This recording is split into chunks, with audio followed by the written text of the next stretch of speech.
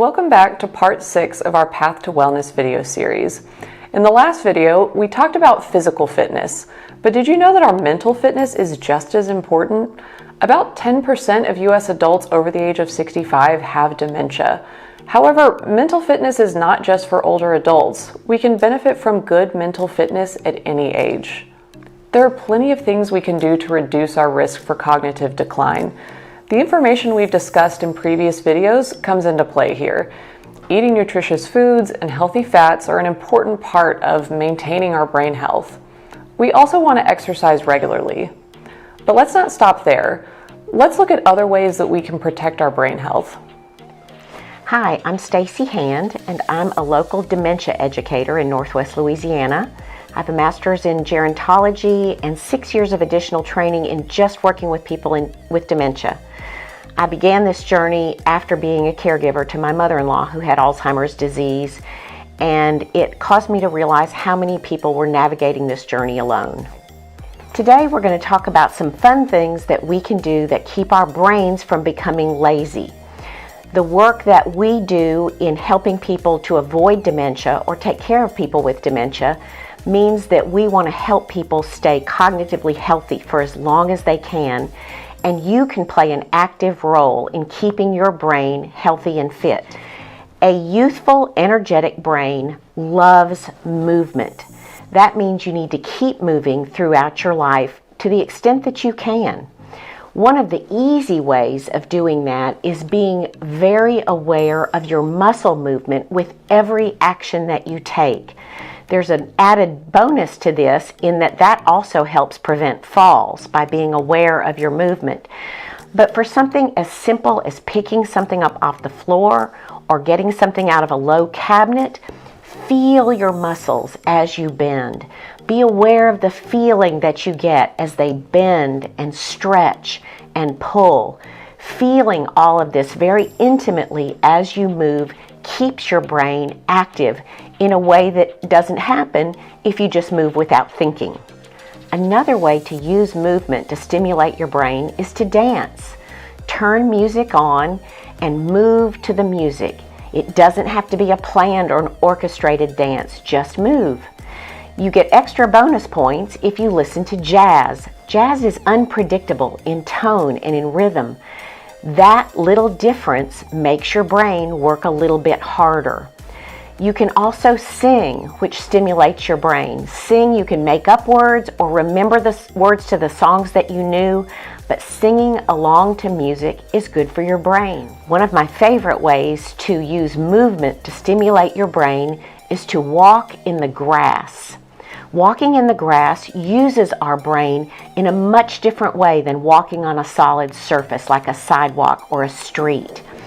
The little undulations under grass and in the dirt cause our ankles and feet and knees to respond in a way that our brain does involuntarily. It uses a skill that our brains have called proprioception, which tells us where our bodies are in space. If we walk on the grass and make our brains use those proprioceptors very actively, we are stimulating a part of our brain that will ultimately help us to retain balance and movement for longer in our lives. A youthful brain is always curious and learning. There are two very powerful ways to keep our brains learning that help us to maintain cognitive function. Those two very important things are learning a new language or learning a musical instrument. Now, you may never end up in Carnegie Hall or take a job at the UN, but just by trying, by pushing your brain to remember and learn these two new skills can help keep your brain functioning well throughout your lifetime. So what if neither one of those are in your future? Should you just give up on your brain? No, absolutely not. We're going to talk about some simple and easy things that you can do every day that will keep your brain healthy. One of the questions I get most frequently out in the community is, do the puzzles that I do every day help me? I do the crossword, I do the Sudoku, I do the jumble. Don't these help my brain? Well, the reality is, although they do help at the beginning, if you do them repetitively, their value to your brain diminishes over time. The difference for your brain is in doing something different. So if you use a recipe all the time, try cooking from memory. Or if you cook from memory, try a new recipe and follow it to the letter. Learn new music, learn new songs, go a different way to work, walk a different route in your neighborhood, learn new things and do things differently than you've been doing in the past. This is what is truly helpful for your brain. Repetition and the forming of ruts and routines are hazardous to our brain health. So though they may make us comfortable in day-to-day life, they don't stimulate and ask our brain to keep functioning effectively. Doing brain homework is not routine. It means stepping out of our comfort zone. We may get very comfortable where we are, but there are some things that we need to be thinking about doing that are brain homework that can actually make our lives just better in the process. One of the things that we need to be doing to keep our brains healthy is making new friends. People don't understand why that can be helpful, but if we see and interact with the same people every day, our brains fall into the same repetitive patterns. Different people make us think about and talk about different things. They cause our emotions to react differently. They require us to develop maybe different speech patterns or new vocabulary. We need new people in our lives to keep our brains healthy. We need to get outside to keep our brains healthy. We need to feed the birds. We need to breathe fresh air, and we need the sun to shine on our faces. Being outside, interacting with nature, these are all really beneficial to our brains, and we can enjoy them so much on a day-to-day basis as well. We need to forgive people. We need to let go of anger. Most of us don't realize that those negative emotions actually have a powerful impact on our brain health. We don't think about our emotional well-being as part of our cognitive well-being, but in fact it is critical. People who live pessimistic, angry lives, who don't forgive, who hold on to grudges, who nurse regrets or bitterness, are more likely to develop dementia later in life. Dealing with the people that we love by forgiving and talking, letting go of old hurts or disappointments are important to keeping our brains healthy as we get older. So it's time to let go of those things that made us angry or that hurt us in the past and move forward with a free spirit.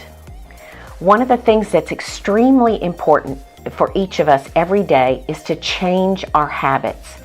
We need to, even if it's a good habit, we need to adjust it and alter it.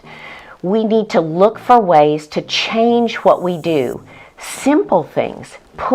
If you put your right sock on first every day, try putting your left sock on first. If you always brush your teeth before you wash your face, do that differently. It's amazingly profound how those little adjustments can stimulate our brains. Our brains are like giant road maps. Most of us are going to take the interstate to get where we're going because it's the quickest and it's the most efficient way to get there.